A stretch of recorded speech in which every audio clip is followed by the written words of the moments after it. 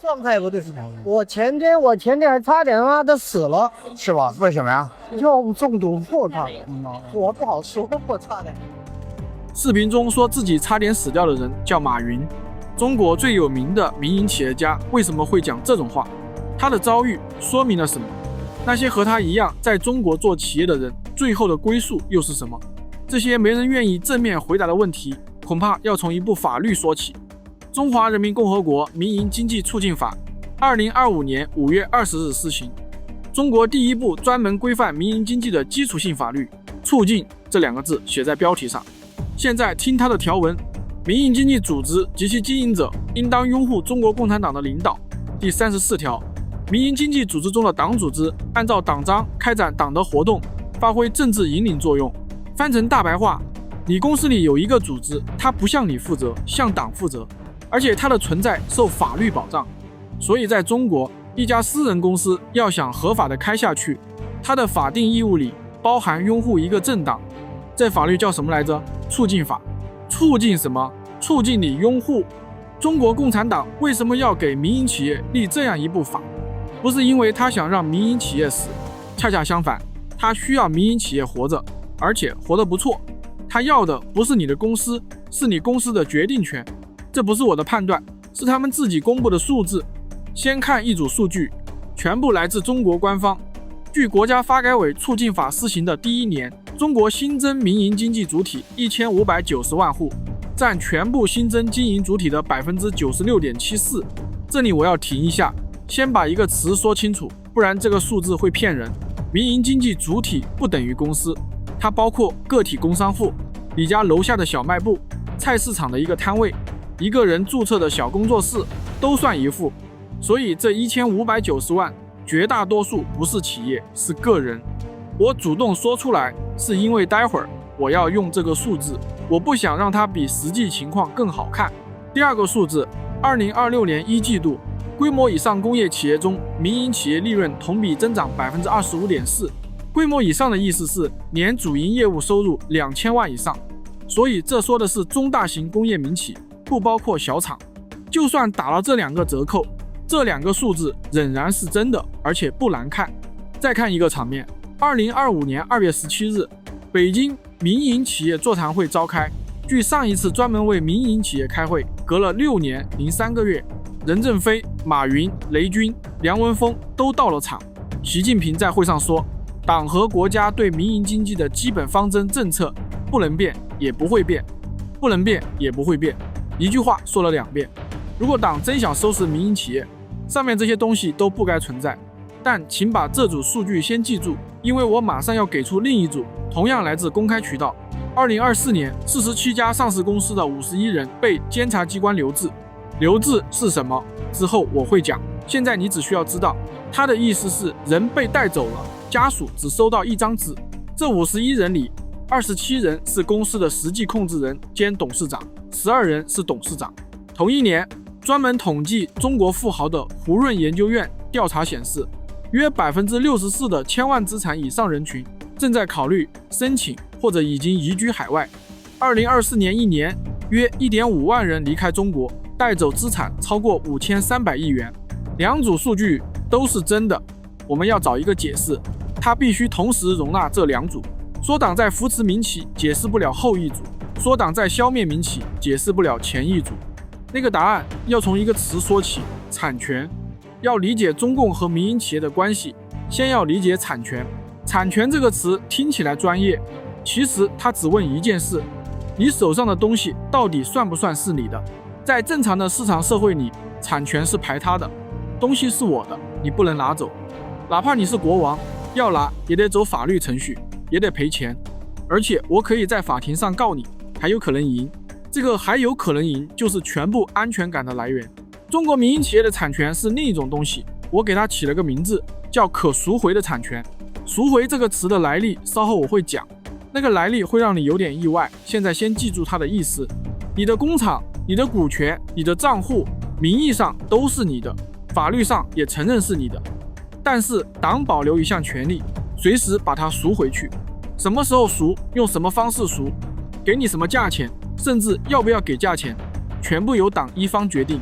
你不参与也不需要你同意。这带来3个推论。第一，合法不能保护你。一个企业被赎回的时候，触发的理由从来不是你违了什么法，理由是别的东西，后面我会一条一条列出来。第二，既然合法保护不了你，那么一个企业家最理性的选择就不是把合规做好，而是把政治可靠做好。往真正起作用的方式不是每天勒住你的脖子，是让你自己算出这个结论，然后自己走过去。第三，企业越成功越危险。在正常的经济体里，做大是目标，在中国做大是变量。这一条能解释很多外人看不懂的行为。为什么中国老板要偿付？为什么有人主动把公司拆小？为什么最能干的创始人在40岁选择退休？那么党用什么办法把可赎回这3个字落到实处？答案是4张网，第1张造人，第2张造钱，第3张造法，第4张造心，从软到硬，缺一张都不行。我们一张一张来看。第1张网造的是人，这张网最软，也最容易被忽略，因为它不靠强制，它靠吸纳。最表层的一件事，中国的民营企业里面是有党组织的，这不是传言，是写进法律的。开头念过的促进法第34条就是它的依据。你开一家私人公司，公司里有一个组织，它不向你负责，向党负责，而且它的存在受法律保障。第2层是统战，统一战线的简称，意思是党把不属于党但需要争取的人纳入自己的组织体系。2020年9月，中共中央办公厅印发关于加强新时代民营经济统战工作的意见，把民营企业家正式列为统战对象，并明确全国工商联和各级商会是这项工作的组织依托。翻成大白话，商会不是企业家自己的组织，商会是党用来管企业家的抓手。第3层最有效是政治身份，人大代表、政协委员、劳动模范，还有一个头衔叫优秀中国特色社会主义事业建设者。这个头衔16个字，听起来像颁给退休老干部的锦旗，但在中国它非常实在，贷款容易些，批文快些，出事的时候有人替你说一句话。所以你要理解一件事，老板不是被逼着入党的，是抢着入的。美国学者布鲁斯·迪克森调查过524名民营企业家和230名地方党政干部，写成一本《中国的红色资本家》。他的结论和当时西方的主流期待正好相反，被吸纳进党的企业家不但没有成为政治变革的力量，反而成了现状最坚定的维护者。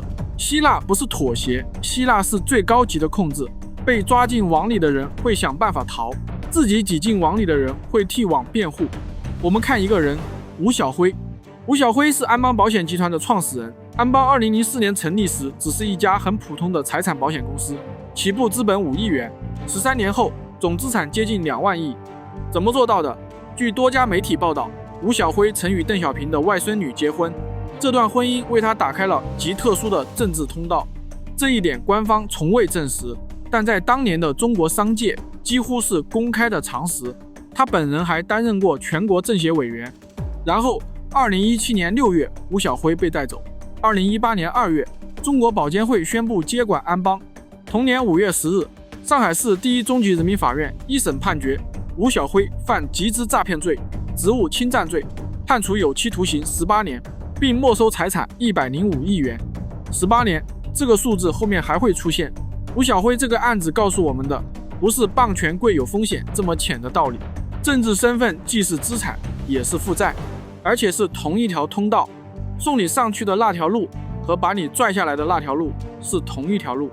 你在网里得到的一切，网随时可以收回，因为那些东西从一开始就不是你的，是借给你的。第2张网造的是钱，它直接进你的公司，做进你的董事会。第一个机制叫特别管理股，民间叫它金股。做法是这样，一家国有背景的机构买下你公司1%左右的股权。1%是什么概念？你拿着1%去开股东会，人家不会让你发言。你拿着1%说我要进董事会，保安都不会放你进门。但是金股不一样，金股的1%可以往董事会派一名董事，而且这名董事在特定事项上拥有否决权。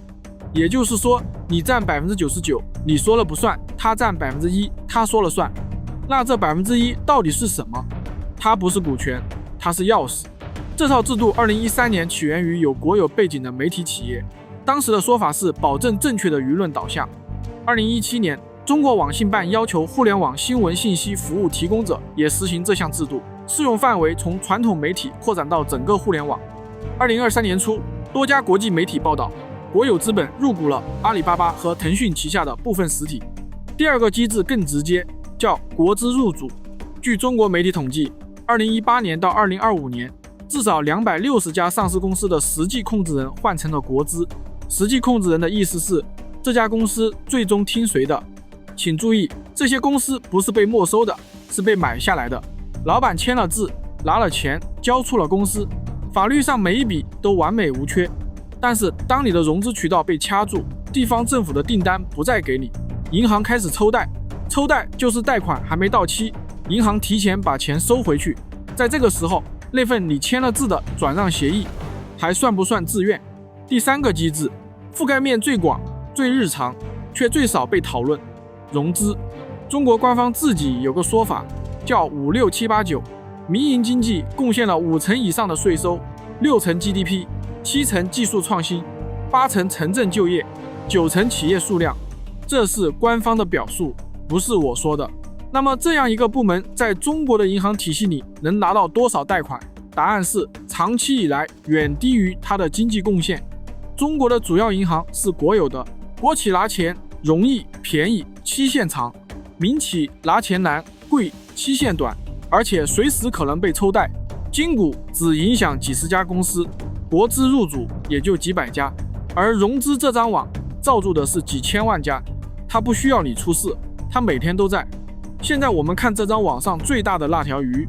2020年10月24日，上海外滩金融峰会，马云在台上批评中国的银行是当铺思想，说巴塞尔协议像一个老年人俱乐部。这段话在当时被认为很敢讲。10天之后，11月3日晚，上海证券交易所宣布暂缓蚂蚁集团上市，离原定的挂牌只剩2天。蚂蚁当时的计划募资约345亿美元，是全球有史以来最大的一次首次公开发行，整体估值约3130亿美元，按当时的汇率超过2万亿元人民币，和安邦出事前的总资产是一个量级。2021年4月，阿里巴巴因垄断被罚182.28亿元。2023年7月，蚂蚁启动股份回购，对应估值比原计划上市时低了大约70%。马云此后逐步退出公众视野，官方给的理由是监管环境发生变化。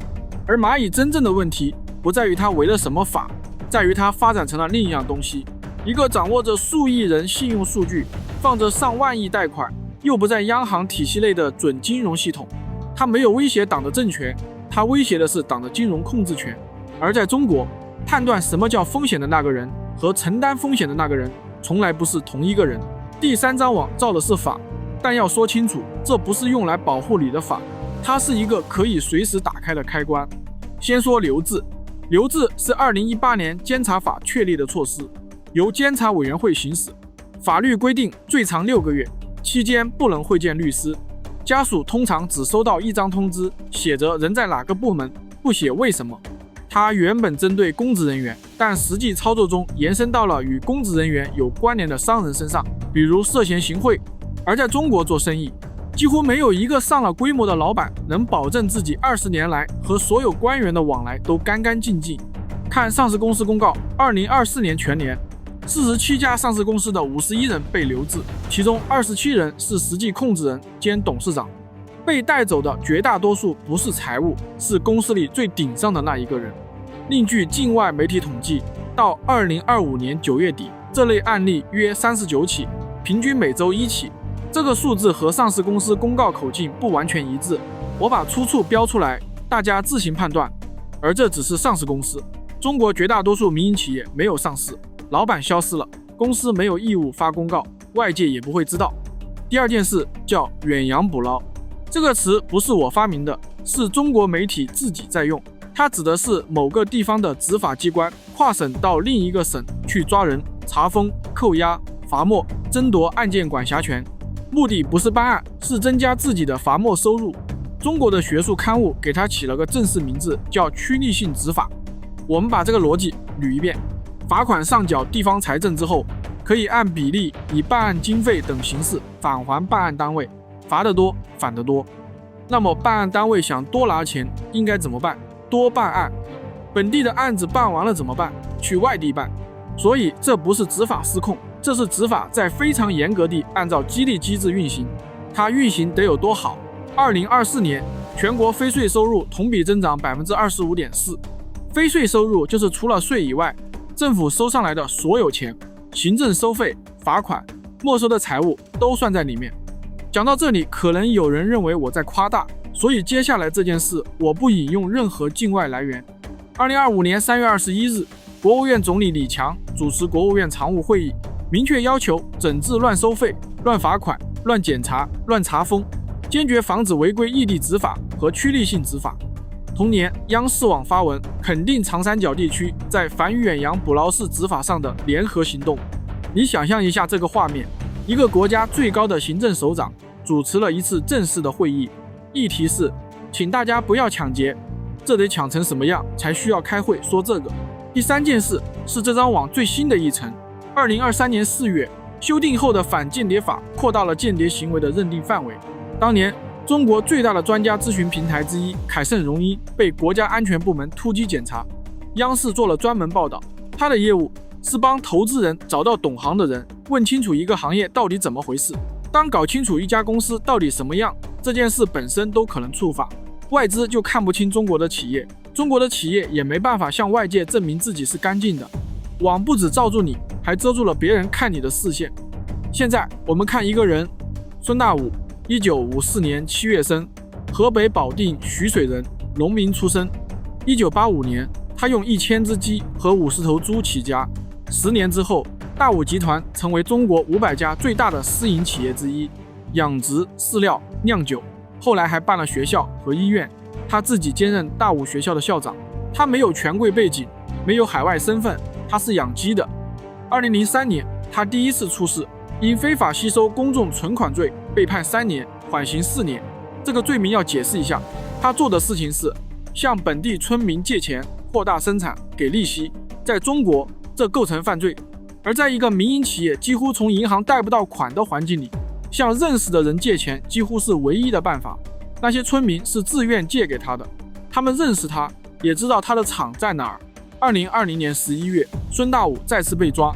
2021年7月28日，河北高碑店市人民法院一审宣判8项罪名：聚众冲击国家机关罪、妨害公务罪、寻衅滋事罪、破坏生产经营罪、强迫交易罪、非法采矿罪、非法占用农用地罪、非法吸收公众存款罪，数罪并罚，判处有期徒刑18年，并处罚金311万元。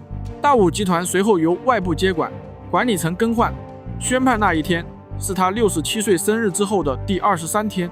当然，孙大武最让中共忌惮的不只是他有钱，而是中共嘴上讲共同富裕，他却在体制外真搞出了一套私有、共治、共享，还自己办免费学校、免费医院，搞出了真正意义上的共产福利小社会。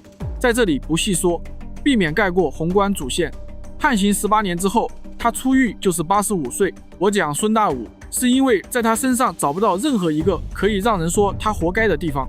如果说吴小辉的故事还能让人觉得他玩的是危险的游戏，那么孙大武的故事把这个台阶抽掉了。在这张网底下，你干净不干净从来不是关键变量，无条件忠诚才是。第4张网最难看见，因为它照的是心。前3张网管你的组织、你的钱、你的人身自由，第4张网管你怎么说话、怎么表态、捐多少钱。从2021年说起，那一年中国出现了一个新的政治关键词，叫共同富裕。然后是这样，2021年4月，腾讯宣布投入500亿元，启动可持续社会价值创新战略。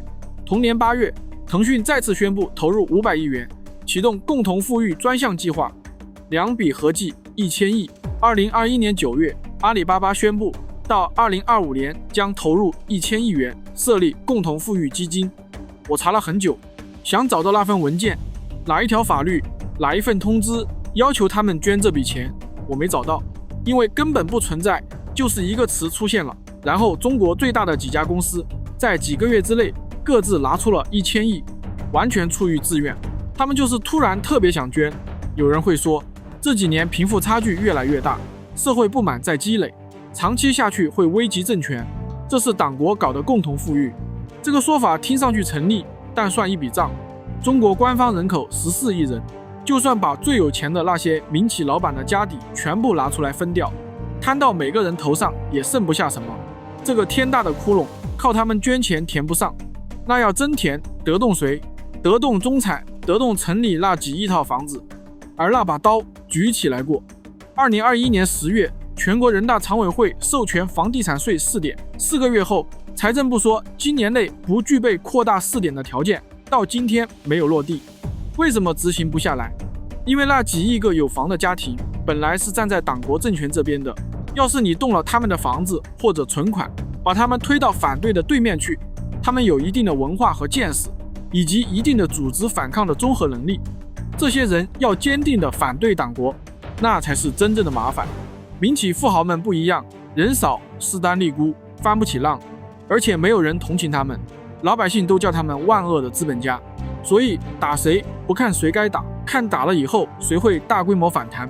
而那2000亿最后去了哪里，几乎没有人追问，被记住的只有一件事，腾讯和阿里在几个月之内各自宣布了1000亿。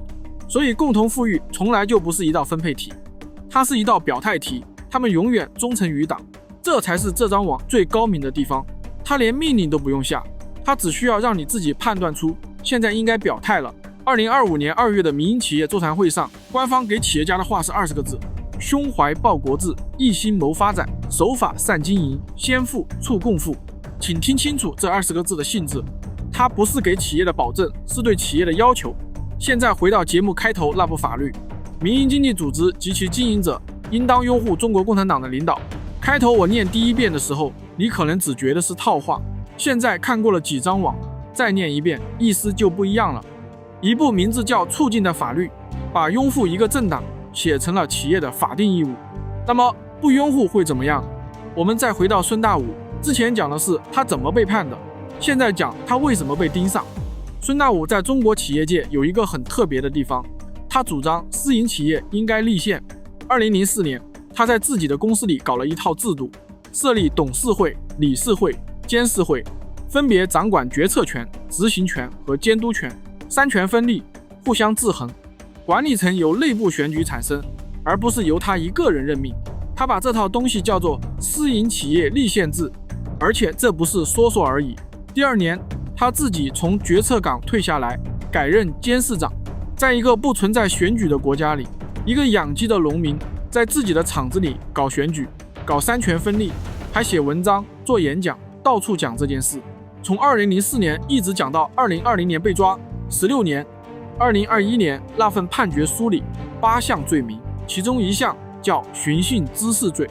寻衅滋事是一个可以装下任何东西的罪名，而整份判决书里没有一个字提到他说过什么、写过什么、主张过什么。据媒体报道，他在法庭的最后陈述里还在为民营企业说话。那份陈述的完整内容我没有查到。这就是第4张网的运作方式：法律不惩罚言论，法律惩罚说话的人。而经济罪名和寻衅滋事是2件通用工具，在一个20年来必须靠关系才能做生意的环境里，他们对任何一个企业家都适用。4张网到这里就讲完了，人、钱、法、心。但还有一个问题没有回答，这套东西是习近平时代的发明吗？答案会让很多人意外。在回答之前，先看3个人。之前提到的吴晓辉，权贵金融资本，靠的是最顶层的政治通道，18年。之前提到的孙大武，河北农村养鸡起家的草根，一辈子没离开过保定，18年。现在讲的是第3个人，肖建华，他是明天系的掌门人。明天系是一个资本系族的名字，就是一群表面上互不相干，实际上由同一个人控制的公司。据媒体报道，明天系直接或间接持股的金融机构接近40家。2017年1月，据香港媒体报道，他从香港中环的4季酒店被人用轮椅推走，头部有遮盖。此后整整5年零7个月，官方没有发布过任何消息。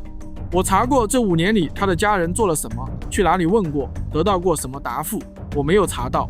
直到2022年8月19日，上海市第一中级人民法院一审宣判，肖建华获刑13年。明天控股集团被处罚金550亿元。这3个人的出身没有一点是相同的，一个在网的最里面，一个在网的最外面，一个从香港的酒店房间里被推走，3条完全不同的路，终点是同一个。那么回到刚才那个问题，这一整套东西是习近平时代的发明吗？当然不是。为什么要寻找答案？我们得回到70多年前，1953年起，中国开始对私营工商业进行社会主义改造，也就是把私人企业变成公有。到1956年初，北京、上海等大城市先后实现全行业公私合营。这段历史很多人都知道，但请注意当年官方给这个政策起的名字，它叫赎买政策，不叫没收，不叫充公，叫赎买，而且它真的付了钱。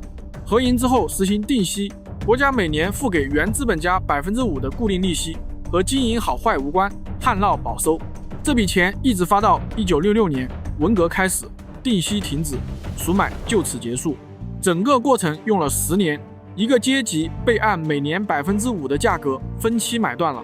最有代表性的是荣毅仁，他出身上海最大的民族资本家家族之一，交出企业之后当上了上海市副市长，报纸称他为红色资本家。30多年后，他做到了国家副主席。所以我在节目前面用的那个词可赎回的产权不是我发明的。赎买这2个字是党自己用的，但我必须划一条边界，不然这个类比就不成立。1956年是所有制变更，是彻底的国有化，结果是私营经济在中国基本消失。今天完全不同，没有人要把阿里巴巴收归国有。1956年的做法是买断之后消灭，今天的做法是保留，但是控制。企业还是你的，你还可以赚钱，还可以上富豪榜，还可以被请去开座谈会。党拿走的不是所有权，是所有权背后的那样东西。你能不能自己决定这家公司的命运，以及你能不能带着它离开？后一种做法高明得多，因为它保留了那只下蛋的鸡。1956年买断之后，整个国家付出了20多年的经济代价。今天这套不用付，企业照常运转，税照常交，而控制权在党手里。4张网讲完了，历史也交代了，但现在有一个问题是这期节目里真正难回答的部分。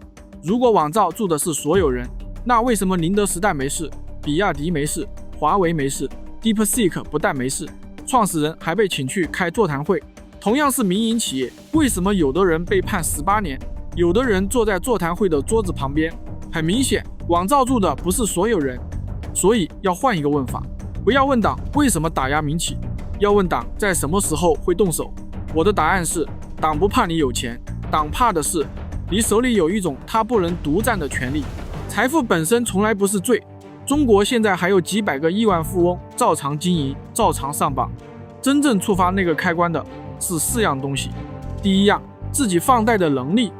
银行放贷其实是在创造钱，你存100万进去，银行把其中大部分再借出去，市场上就凭空多了一笔购买力。这个权利在中国只属于国家，也就是说只能属于中共的赵家人控制。回头看这期节目里出事的3个人，肖建华的明天系手里接近40家金融机构，吴晓辉的安邦总资产一度接近2万亿，马云的蚂蚁放着上万亿贷款，掌握着数亿人的信用记录，大部分不在央行的监管框架里。3个人3家公司全都是金融，这不是巧合。在中国，货币和信用是政权的组成部分，不是一个行业。你在这个领域做大，不是在赚钱，是在建立一套平行的权利。第二样，关于中国人的数据。2021年6月30日，滴滴出行在纽约证券交易所上市。7月2日，网络安全审查办公室宣布对它启动审查。7月4日，滴滴的手机应用被要求下架。2022年7月，滴滴被处以80.26亿元罚款。滴滴的问题不是垄断，也不是价格。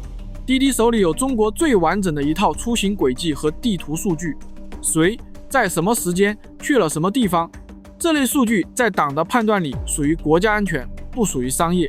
第3样，影响人怎么想，以及把人组织起来的能力。2021年7月的双减政策，让义务教育阶段的校外培训行业在几个月内基本消失。外界通常解释成减轻学生负担或者提高生育率，这些都是原因的一部分。但还有一个很少被说出来，教培行业当时已经能够影响几千万个家庭对教育、对阶层、对未来的判断，而且能把这种判断规模化的生产出来。第4样，境外。你的资产在哪里？你的公司在哪里上市？你本人拿的是哪国身份？滴滴真正致命的那一步，不是收集数据，是带着这些数据去纽约上市。一旦你的核心资产或者核心身份跑到了党的司法管辖之外，你就从可赎回变成了赎不回。而赎不回的东西，党的处理方式只有一种，趁它还在手上的时候把它拿住。现在把这4条倒过来用，宁德时代、比亚迪、华为、大疆、DeepSeek， 他们能自己放贷吗？不能。他们掌握中国人的行为数据吗？基本不掌握。他们能影响舆论、组织人群吗？不能。他们的核心资产在境外吗？不在。而且好几家因为被美国列入实体清单，被彻底锁在了国内。4条，1条都没踩。而他们提供的恰恰是党极度需要又没办法靠国企自己做出来的东西：电池、芯片、无人机、人工智能。所以可以得出一个判断，在中国，安全不来自于守法，安全来自于重要但无害。重要是你得有党拿不到的能力，这样党需要你；无害是这种能力不能是权力的替代品，这样党不必怕你。2个条件同时满足，你就在网的安全区里；任何1条不满足，你就在开关下面。还有一点，时机会改变性质。马云2015年讲银行的坏话没事，2020年10月讲几乎同样的话，10天后蚂蚁上市被叫停。因为2020年是金融风险防控的关键期，是蚂蚁即将成为全球最大 IPO 的前夜，也是中美关系急转直下的年份。在中国，一句话是不是错误，取决于说的时候是哪一年。华为的例子还告诉我们一件更有意思的事：2019年被美国列入实体清单之后，华为从一个潜在的风险点变成了一项国家资产。在中国，被外国制裁有时候是最好的政治保险。如果你以为国家资产只是个说法，那就太小看党国了。再看一遍那份安全名单：宁德时代做电池，比亚迪做电池和整车，大疆做无人机，华为做通信和芯片， DeepSeek 做人工智能。这5样没有1样是纯民用的。2015年，军民融合被提升为国家战略。2017年1月，中央成立军民融合发展委员会，习近平亲自担任主任。官方给这件事的定性是应对复杂安全威胁，赢得国家战略优势。而在更早的2010年，国防动员法已经施行，国家决定实施国防动员之后，县级以上人民政府可以依法征用民用资源、设备、场地、运输工具、厂房。法律原文写着，一切组织和个人都有接受依法征用民用资源的义务，拒绝或者拖延的，责令限期改正，不改正的强制执行并处罚款。企业没有拒绝的权利，这一条2010年就写好了。所以前面那4张网只是这套东西的第一层，第一层是平时用的，保证没有人能挑战这个政权，暂时保住政权。到那一天，你的公司不是你的公司，是一项保家卫国的强力资源。说难听点，这不叫共存亡，这叫陪葬。虽然现实如此残忍，但这就是他们的宿命。你的工厂、你的车队、你的算力、你的电池产能，在需要的那一天不需要征求你的同意。1956年那个词叫赎买，2010年开始以后那个词叫无条件强制征用。讲到这里，可能有人松了口气，我不做金融，不碰数据，不搞舆论，公司也没在境外上市，我开个饭店，做家具，跑物流，是不是就安全了？不安全，因为在中国，掠夺有2种，来源完全不同。第一种叫政治性掠夺，主体是中央，动机是控制，他要的是权力，不是钱，对象是头部企业和有可能形成替代性权利的人，他有规律，有红线，可以推演，甚至可以预测。前面讲的4张网就是这种掠夺的说明书。第二种叫财政性掠夺，主体是地方，动机就是钱，他要的不是你的服从，是你账上的余额和你名下的资产，对象不是头部，是任何一个看上去有钱而且不太可能反抗的人。他没有红线，因为他不需要红线，触发条件只有2个，你有钱以及某个地方缺钱。远洋捕捞属于第2种。为什么这几年突然多了起来？因为地方的钱袋子出了问题。中国的地方财政长期高度依赖卖地收入，而卖地收入在2021年达到高点之后连年下滑，到2024年已经比高点少了将近一半，缺口摆在那里，支出停不下来。于是罚没就成了一条现成的路。2024年全国非税收入的那个增幅就是这么来的。而这两种掠夺是互相冲突的，中央要的是一个听话而且繁荣的民营部门，听话是政治目标，繁荣是财政目标，两个都得要。地方要的是能马上变现的资产，他不关心这家企业明年还在不在。所以你就能理解为什么国务院总理要开会禁止跨省执法，这不是中央在演戏，是中央真的着急了，因为地方在吃他的税基，税基就是能收税的那些企业，地方把企业罚死了，中央明年就没得收。一句话概括两者的区别，中央要的是你的服从，地方要的是你的钱包。而对绝大多数中国企业家来说，每天真正面对的不是第一种，是第二种政治性掠夺，你至少还能躲，不碰金融，不碰数据，不碰舆论，不去境外上市，你能大幅降低概率。它残酷，但它讲逻辑。财政性掠夺躲不掉，因为触发它的不是你做了什么，是你有多少钱，以及隔壁省今年的财政缺口有多大。这件事最典型的一次演示是在重庆。2009年7月，重庆启动打黑除恶，抓了1544人，重头戏几乎全部落在民营企业家身上。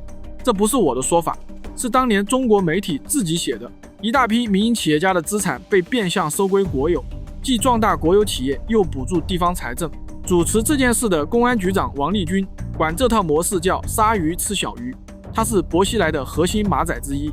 到2012年，中国媒体报道，重庆打黑涉及的涉黑资产在1000亿元量级，而据报道，最终进入国库的是9.3亿，其余的去向至今没有公开交代。薄熙来当时正在为18大铺路，打黑是他最大的政绩，所以在重庆抢钱和抢政治资本是同一件事。那被抢的人能不能喊？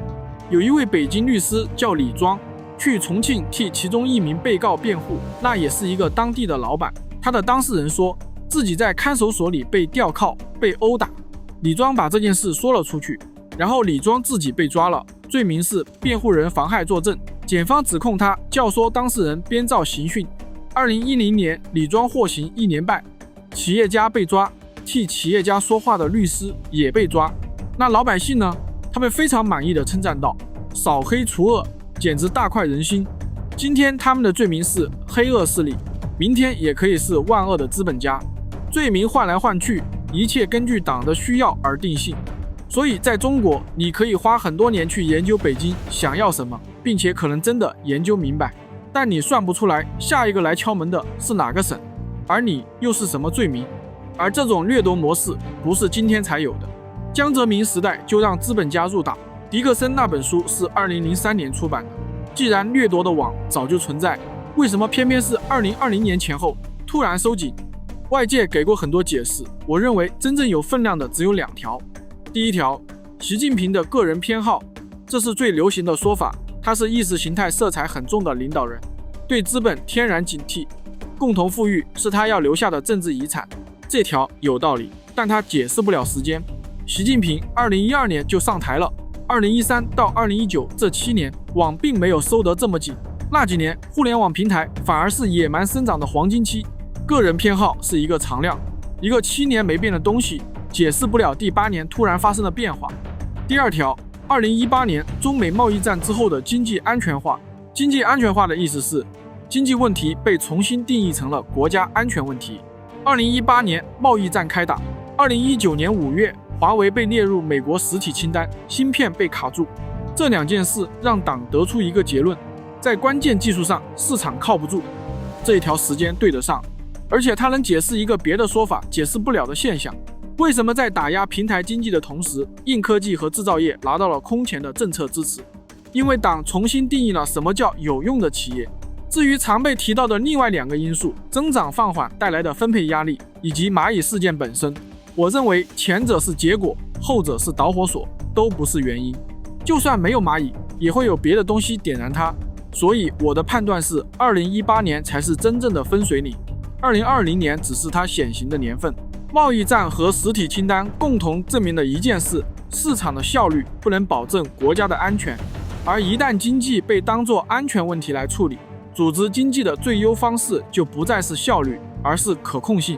这一条能把前面所有的现象串起来。为什么筋骨从媒体扩展到整个互联网？因为舆论是安全问题。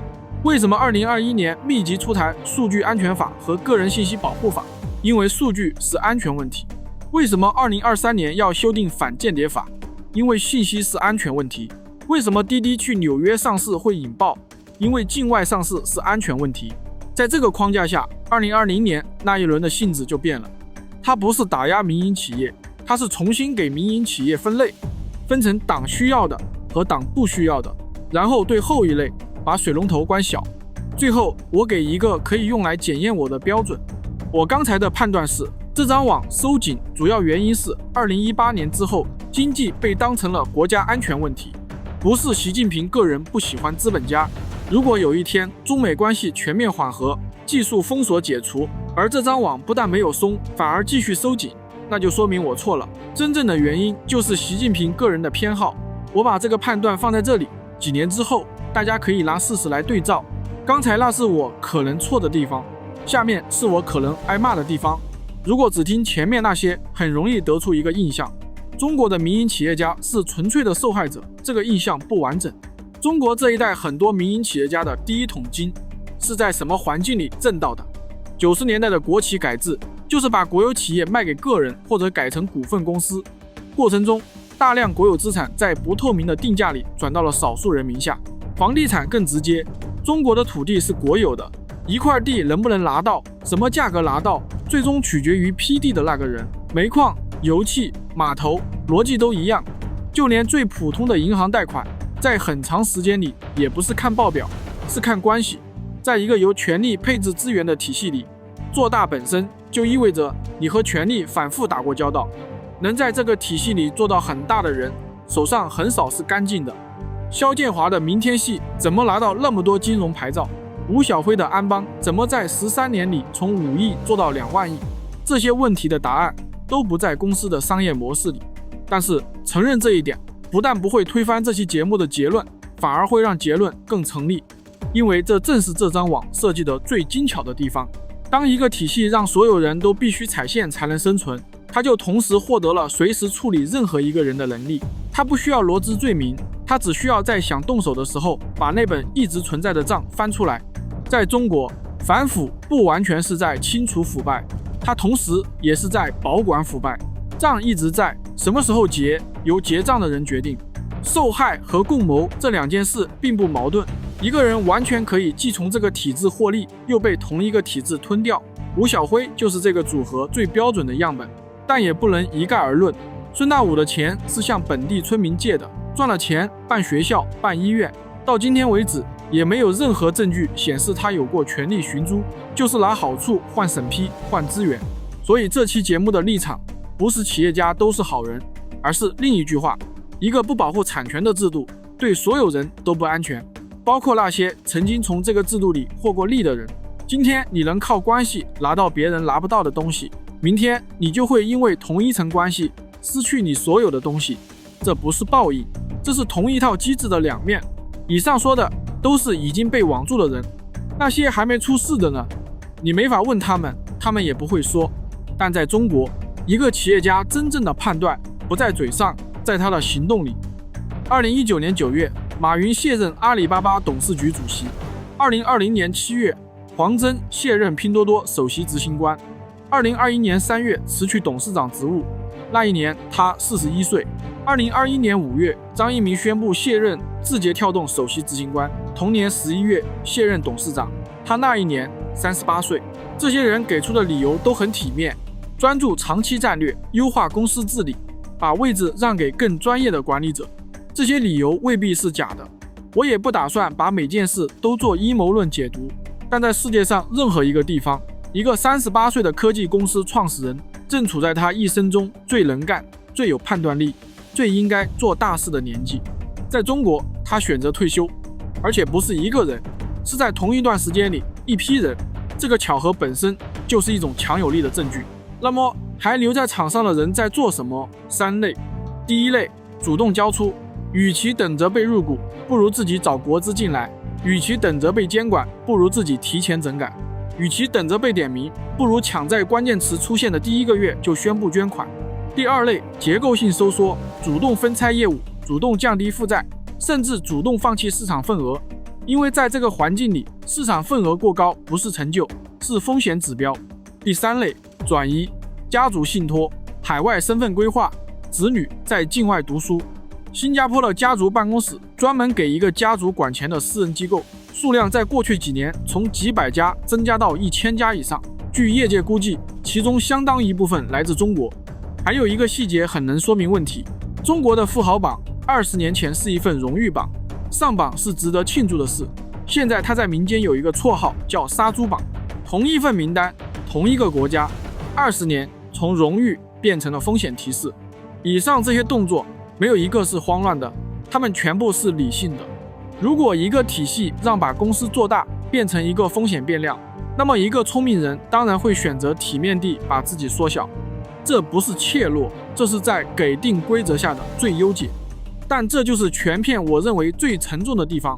一个国家最有能力、最有创造力的那一批人，把他们最好的年纪和最多的智力花在了研究怎么隐藏、怎么撤退、怎么把资产挪到看不见的地方，而不是花在怎么创造新东西上。被网住的人失去的是自由，没被网住的人失去的是他们本来可以做成的事。而后面这一项损失不会出现在任何一份统计数据里。讲到这里，一定有人质疑，你说的这些主要发生在2020到2022年，现在政策明明已经转向了，你是不是在讲过时的事？这个质疑是合理的，我先把对方的证据替他列全。2023年7月，中共中央、国务院发布关于促进民营经济发展壮大的意见，一共31条。2025年2月17日，时隔6年03个月，民营企业座谈会召开。2025年5月20日，民营经济促进法正式施行。到2026年，官方公布施行1年的成果，新增民营经济主体1590万户，一季度规上工业民企利润增长25.4%，这些全都是真的，我一条都不否认。那么中百是不是真的回来了？放松的是政策，不是结构。我们一张网一张网的检查，党组织撤了吗？没有。而且它第一次被写进了国家法律。金股废除了吗？没有。国资入主停了吗？没有。2025年上半年还有20起。留置停了吗？没有。2025年前9个月约39起，超过前一年。数据安全法、反间谍法废掉哪一条了？一条也没有。拆网这件事是需要立法或者修法的，而过去这几年在这个领域只有加法没有减法。还有一层逻辑更有力，放松这件事本身就更证明了我是对的。如果民营企业的地位真的是制度性的、受法律保障的、不可撤销的，那么它需要最高领导人隔6年专门开一次会来给大家提振信心吗？不需要一个受保护的权利，不需要被反复保证，只有 N 次才需要重申。而所有需要 N 次才能获得的东西都可以被随时收回。再看那次座谈会给企业家的20个字：胸怀报国志，一心谋发展，守法善经营，先富促共富。20个字全部是要求，没有一句是保证。现在我把反对我的证据主动列出来。第一条，民营企业的数量和利润确实在增长，回应是这恰恰是我预测的结果，而不是对我的否定。党要的从来就是一个繁荣的同时听话的民营部门。第二条，很多中小民营企业里的党组织其实是民意存在，并不干预经营。这一条我完全承认，多项研究也支持。网的作用不在于每天勒住你的脖子，而在于它随时可以收紧，平时松是为了让你继续下蛋。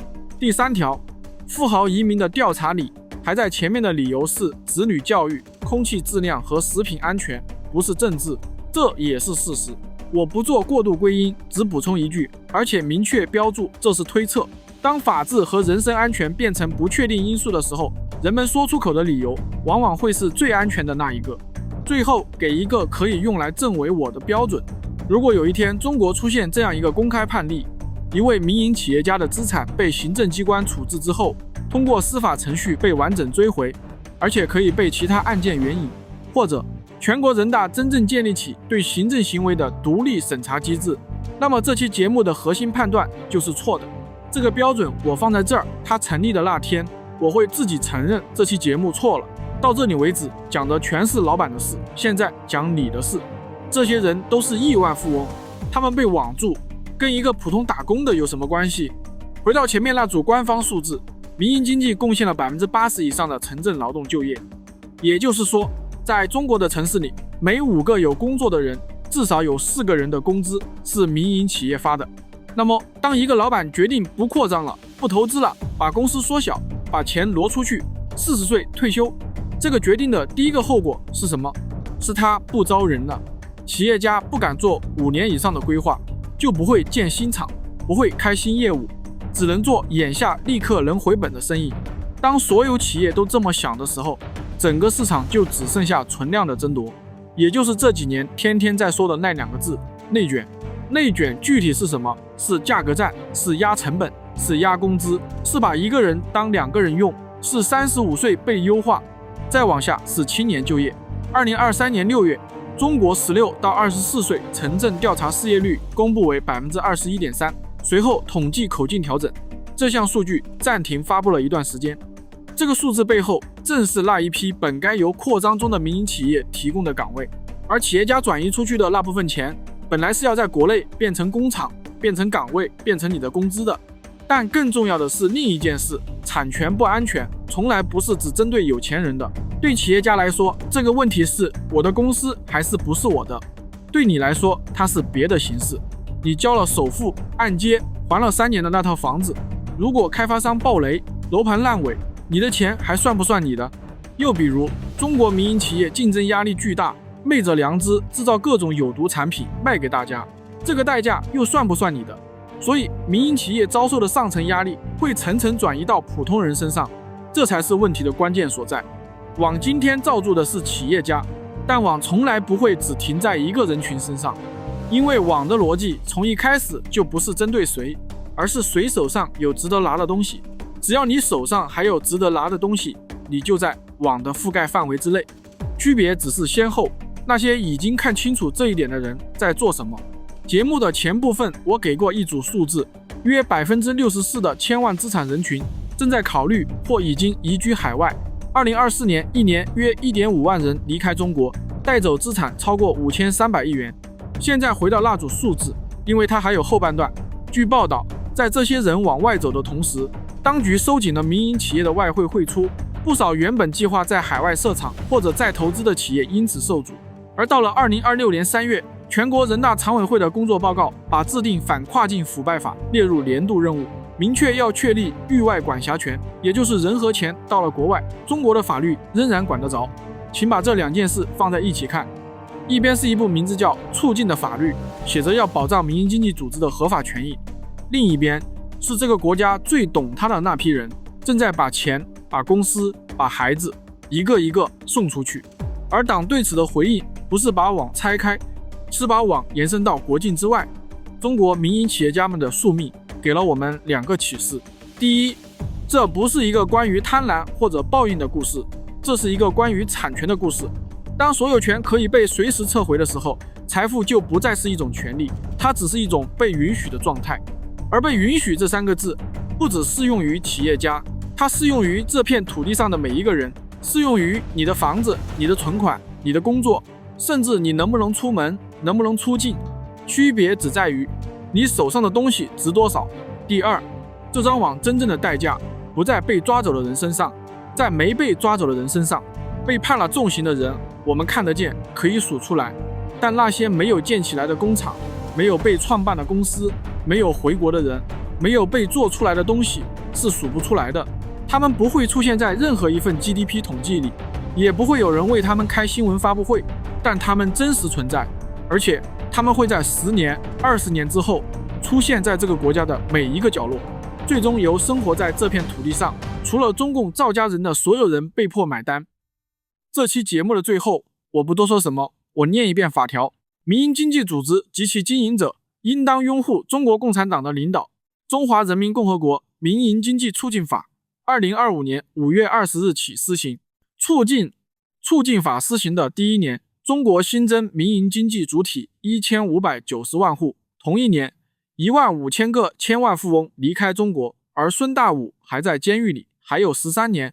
这部法律里有2句话，一句说保护民营经济组织的合法权益，另一句说民营经济组织及其经营者应当拥护中国共产党的领导。2句话写在同一部法律里，哪一句是承诺，哪一句是条件？你已经知道答案了。中共放下屠刀，立地成佛，希望你早日结束一党专政，转型宪政民主。如果你再执迷不悟，神仙来了也救不了你啊！